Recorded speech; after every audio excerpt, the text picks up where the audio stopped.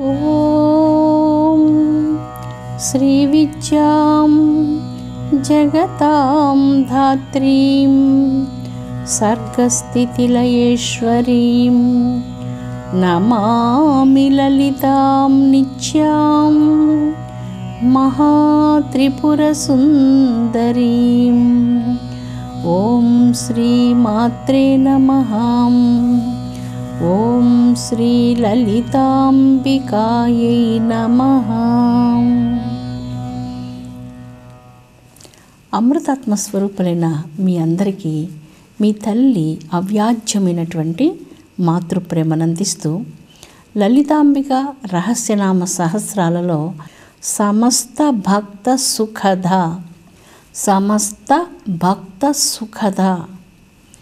సుఖం అన్నటువంటిది మన అంతరంగ స్థాయిని అనుసరించి ఉంటుంది. మనం కొన్ని జంతువులు చూసినప్పుడు జంతువుకి సుఖం ఆహారం లభించినప్పుడు, విశ్రాంతిగా ఒక చెట్టు క్రింద కూర్చొని నెమరు వేస్తున్నప్పుడు, నిద్రపోతున్నప్పుడు ఆ జంతువు స్థాయిలో అది సుఖము అనుకుంటుంది. కానీ మానవ జన్మ సుఖం అంటే అది సుఖం అని భావించలేదు. ఆహారం భోంచేయడం, నిద్రపోవడం అది కొన్ని అవసరం మాత్రమే తప్ప అది సుఖం క్రిందకు రానే రాదు. అందువల్ల ఇక్కడ సుఖం అనేటువంటిది ఆంతరంగికమైనటువంటి స్థాయిని అనుసరించి ఉంటుంది. సమస్త భక్త సుఖద, మన ఆంతరంగిక స్థాయిలను అనుసరించి సుఖమును ప్రసాదించే సత్యస్వరూపిణి. మునులకు ఆత్మజ్ఞానులకు సుఖం ఆత్మయందే తప్ప బాహ్యమైన వస్తువులు ఎంతో సుఖం లభించదు.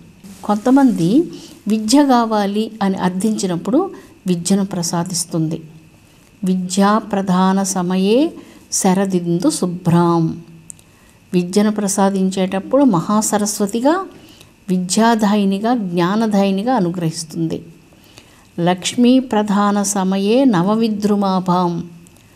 లక్ష్మీ కటాక్షం కోసం, వ్యాపార వృద్ధి కోసం, సంపదల కోసం, ధనకనక వస్తువాహనాదుల కోసం, ఐశ్వర్యం కోసం, అధికారం కోసం, ఇలాంటి వాటి కోసం చండీ హోమాలు, పూజలు, పారాయణాలు ఇవన్నీ చేసినప్పుడు వాటిని కూడా ప్రసాదిస్తుంది.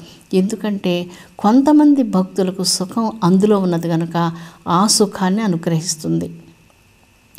ధనం, కనక వస్తువాహనాదులు ఏది కోరుకుంటే ఆ సుఖాన్ని తల్లి ప్రసాదిస్తుంది. ఆత్మవంతులు, పరమయోగులు, మహాభక్తులు, యోగీంద్రులు, తపోధనులు అలాంటి వారు కోరుకునేది ఈ సుఖాలు కాదు. ఈ ప్రపంచంలో వారికి ఏది సుఖాన్ని కలిగించే వస్తువు ఒక్కటి కూడా లేదు. వారికి సుఖం కలిగించే వస్తువు కేవలం పరబ్రహ్మమై అయినటువంటి జనని మాత్రమే. ఆత్మరూపిణిగా ఉన్నటువంటి పరబ్రహ్మమయి మాత్రమే సుఖదాయిని. ఆ తల్లి ప్రసాదించే సుఖాన్ని వారు కోరుకుంటారు. ఆ సుఖం ఏమిటి అంటే అది బ్రహ్మానంద సుఖం, ఆత్మానంద సుఖం, యోగులు తన అంతరంగంలో అనుభవించేటువంటి సుఖం. మానవ శరీరంలో కుండలిని అనేటువంటి శక్తి ఉంటుంది. స్వాదిష్టాన చక్రంలో ఉన్నటువంటి తేజస్సును తీసుకొని ఆ కుండలిని శక్తి మన శరీరంలో ఉన్నటువంటి చంద్రమండలాన్ని చేరి అక్కడి నుంచి అమృత స్రావాన్ని కురిపిస్తుంది. ఈ అమృత స్రావాన్ని కురిసినటువంటి యోగి ఎలాంటి ఆనందాన్ని తన లోపల అనుభవిస్తుంటాడో మాటలతో వర్ణించడం తరం కానటువంటిది. అలాంటి సుఖాన్ని ప్రసాదించేటువంటి బ్రహ్మానంద సుఖప్రదాయిని.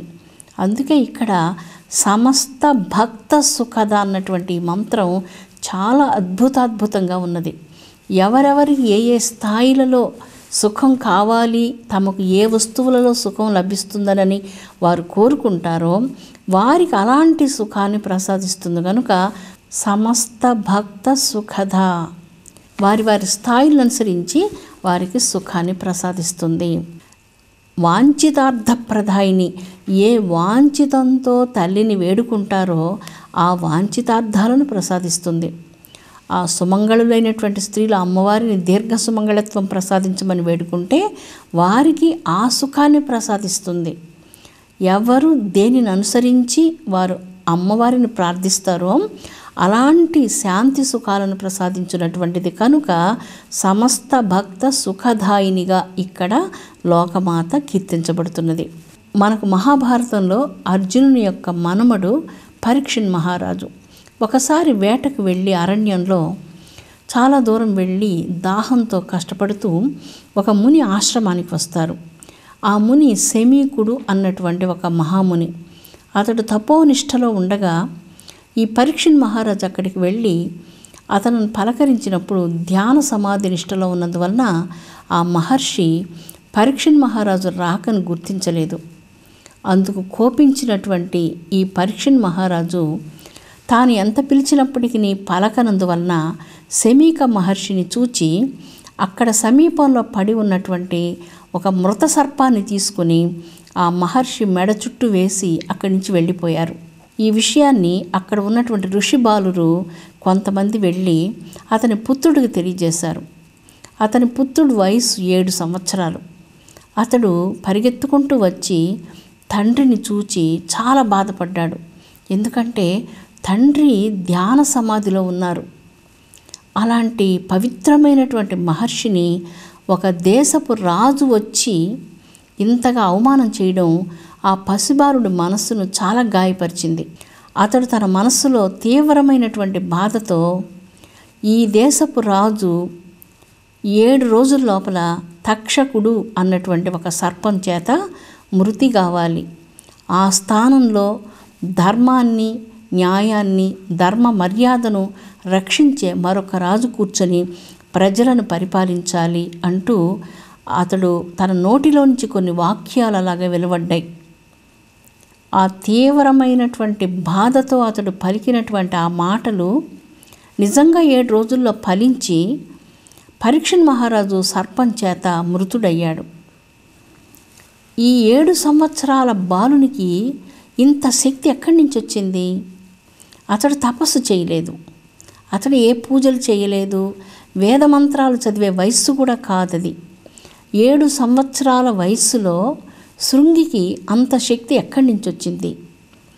ఆ శక్తి ఎక్కడి నుంచి వచ్చిందంటే శృంగి సత్యంగా ఎప్పుడు సత్యాన్ని మాట్లాడుతుండేవాడు.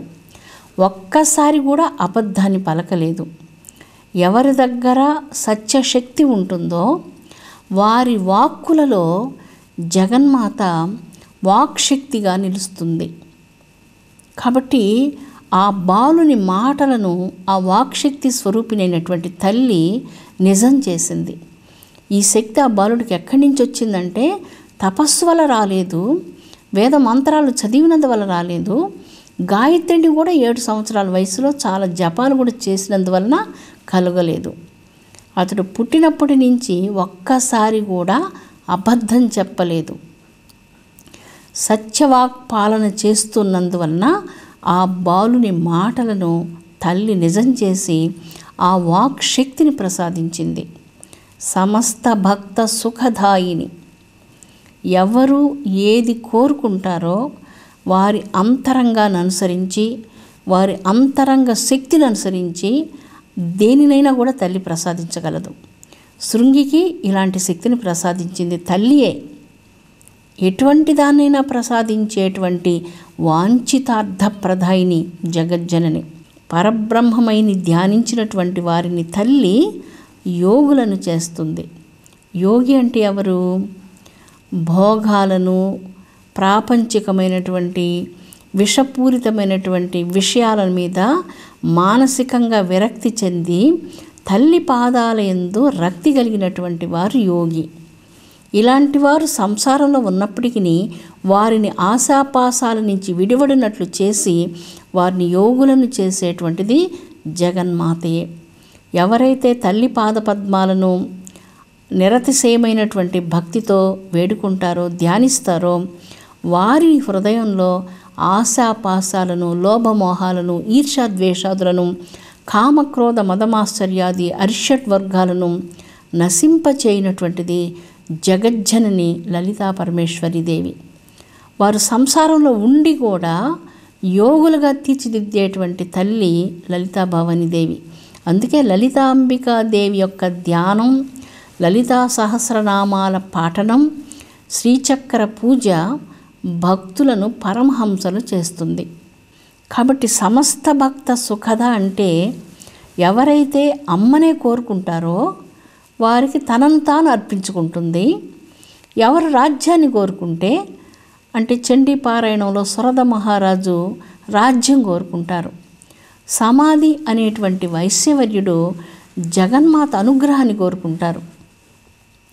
మహాభక్తులైనటువంటి వారు, పరమహంసలైనటువంటి వారు సమాధి నిష్టలో ఆ పరబ్రహ్మానుభూతి కావాలి అని కోరుకుంటారు. వారికి ఇతరత్ర విషయాల మీద ఆసక్తి ఉండదు. రాజ్యం కానీ, బ్రహ్మలోకాధిపత్యం కానీ, ఇంద్రలోకాధిపత్యం కానీ వారికి అది ఒక గడ్డిపోచతో సమానంగా ఉంటాయి. ఇంద్రత్వం, విష్ణుత్వం, బ్రహ్మత్వం ఇవన్నీ నాకు వద్దు అంటాడు. ఏం కావాలి అంటే పరబ్రహ్మమై ప్రసాదించే బ్రహ్మజ్ఞాన అమృతం కావాలి అని కోరుకుంటారు. ఆ బ్రహ్మానంద సుఖాన్ని కోరుకుంటారు. అందుకే ఇక్కడ సమస్త భక్త సుఖద, భక్తుల రకరకాల భక్తులు ఉన్నారు. ఏ భక్తులు జ్ఞానం కోరుకునేటువంటి భక్తులు, రాజ్యాలు కోరుకునేటువంటి భక్తులు, ధనభోగాలను కోరుకునేటువంటి భక్తులు, విద్య కావాలని కోరుకునే భక్తులు, ఆరోగ్యం కావాలని కోరుకునేటువంటి భక్తులు, సౌమాంగల్యం కావాలని కోరుకునేటువంటి భక్తులు, ఎవరెవరు ఏది కావాలని తల్లిని ప్రార్థిస్తూ ఉంటారో వాంఛితార్థప్రదాయిని అయినటువంటి జగన్మాత వారి వాంఛితాలను నెరవేర్చేందుకోసంగా వారి వారి ఆంతరంగిక స్థాయిలను అనుసరించి వారికి ఇష్టమైనటువంటి అభీష్టాలన్నిటినీ కూడా ప్రసాదిస్తూ ఉంటుంది. ఈ లోకంలో కొంతమంది కేవలం జగన్మాత అనుగ్రహం మాత్రమే కావాలని కోరుకునేటువంటి వారికి కావలసినటువంటి వస్తువులు ఈ లోకంలో ఏదీ లేదు. కీర్తి, ప్రతిష్ట, ధనం, భోగభాగ్యాలు ఏది కూడా వారి అంతరంగాన్ని ఆకర్షించలేవు. వారి అంతరంగాన్ని ఆకర్షించేటువంటి ఒకే ఒక్క వస్తువు దైవం, జగన్మాత, పరబ్రహ్మమయి, నిరాకార, నిర్గుణ, నిరంజన, నిర్లేపము, నిత్యము, సత్యము, అవిభాజ్యము, అనంతము, అఖండము, సర్వవ్యాపకము, సర్వదేవీ దేవస్వరూపంగా అంతటా అన్నిటా సర్వకాల సర్వావస్థలు యందు ఏ శక్తి అయితే విలసిల్లుతూ ఉంటుందో ఆ బ్రహ్మజ్ఞాన సిద్ధి కోసం కొంతమంది జన్మించి ఉంటారు. కోటాను కోట్ల మందిలో కొంతమందికి మాత్రమే ఇలాంటి ఇష్టం కలిగి ఉంటుంది. ఎవరైతే తనను కోరుకుంటూ ఉంటారో వారికి తనను తాను సమర్పించుకుంటుంది. స్వాత్మానంద లవీభూత బ్రహ్మజ్ఞానంద సంతతి. తాను స్వాత్మలో ఏ ఆనందాన్ని అయితే నిరంతరం అనుభవిస్తూ ఉంటుందో ఆ బ్రహ్మానంద సుఖాన్ని కోరుకునేటువంటి తన సంతానానికి ఆ బ్రహ్మానంద సుఖమును ప్రసాదిస్తుంది. కనుక ఇక్కడ జగన్మాత సమస్త భక్త సుఖదాయిని అన్నటువంటి ఈ నామంలో చాలా మధురమైనటువంటి అర్థం మనకు గోచరిస్తూ ఉన్నది. చాలా కొద్ది కాలం మీరు హృదయపూర్వకంగా అమ్మను ధ్యానించినా సరే మాయా బంధనాల నుంచి విడివడ చేసేటువంటి తల్లి మహామాయా స్వరూపిణి అయినటువంటి జగన్మాత. తల్లి పరిపూర్ణ స్వరూపురాలు. ఆ తల్లిని ధ్యానించినటువంటి వారికి పరిపూర్ణత్వాన్ని ప్రసాదిస్తుంది. అంటే మాయా వ్యామోహాల నుంచి మనస్సును విడివడ చేసి పవిత్రమైనటువంటి ఆంతరంగికమైనటువంటి భక్తిని ప్రసాదిస్తుంది. ఈ భక్తి చాలా చాలా చాలా మధురమైనటువంటిది, మధురాతి మధురమైనటువంటిది. దేవి నామస్మరణం చేయడంలో, దేవి చరణ ధ్యానం చేయడంలో, నిరంతరం దైవ ధ్యానంలో మునిగి ఉండడంలో, ఏ పని చేస్తున్నా, ఏ అవస్థలో ఉన్నా, ఎక్కడ ఉన్నా, ఎంతమందిలో ఉన్నా, ఎలాంటి స్థితుల్లో ఉన్నా, ఏ కాలంలో ఉన్నా, ప్రాతకాలంలో ఉన్నా, మాధ్యాహ్నిక కాలంలో ఉన్నా, సాయం సంధ్యలో ఉన్నా, అర్ధరాత్రిలో ఉన్నా, బ్రాహ్మీ ముహూర్తంలో ఉన్నా, ఏ కాలంలో ఉన్నా, ఏ దేశంలో ఉన్నా, ఏ పరిస్థితుల్లో ఉన్నా భక్తుడి అంతరంగం ఒక్కసారి దైవానికి సమర్పించిన తర్వాత ఆ అంతరంగంలో మరి దేనికి స్థానం లేదు. ఎలాగా అంటే ఒకసారి మన ఇంట్లో ఏదైనా ఒక గదిని ఎవరికైనా అద్దెకిచ్చినప్పుడు ఆ గదిలో కొంతమంది మనుషులు ఉంటారు. అక్కడ మరలా వేరే వాళ్ళని తీసుకొచ్చి ఆ గదిలో మీరు అద్దెకి ఇవ్వలేరు కదా. అది సాధ్యం కాదు. అది ఎలాగ సంభవం కాదో ఒక్కసారి మన అంతరంగాన్ని నిజంగా తల్లికి ఎవరైతే శరణాగతి భావంతో సమర్పిస్తారో ఆ అంతరంగంలో మరొక్క వస్తువుకు స్థానం లేదు. మరెవరికి స్థానం లేదు. తన అంతరంగం లోపల ఏ దివ్య జననిని భక్తితో భక్తుడు ధ్యానిస్తూ ఉంటాడో ఆ స్వరూపమే అంతటా కనపడుతూ ఉంటుంది. అలాంటి జగన్మాత పవిత్ర పాదాంబుజాలకు హృదయపూర్వకంగా నమస్కరిస్తాం. సమస్త భక్త సుఖద, సమస్తములైనటువంటి అనేక రకాల భక్తులకు వారి వారి ఇచ్చను అనుసరించి సుఖశాంతులను, బ్రహ్మజ్ఞాన సిద్ధిని ప్రసాదించు జగదంబ చరణ కమలాలకు నమస్కారం. లోకజనని విశ్వశాంతిని అనుగ్రహించునుగాక. ఓం శాంతి శాంతి శాంతి. స్వస్తి.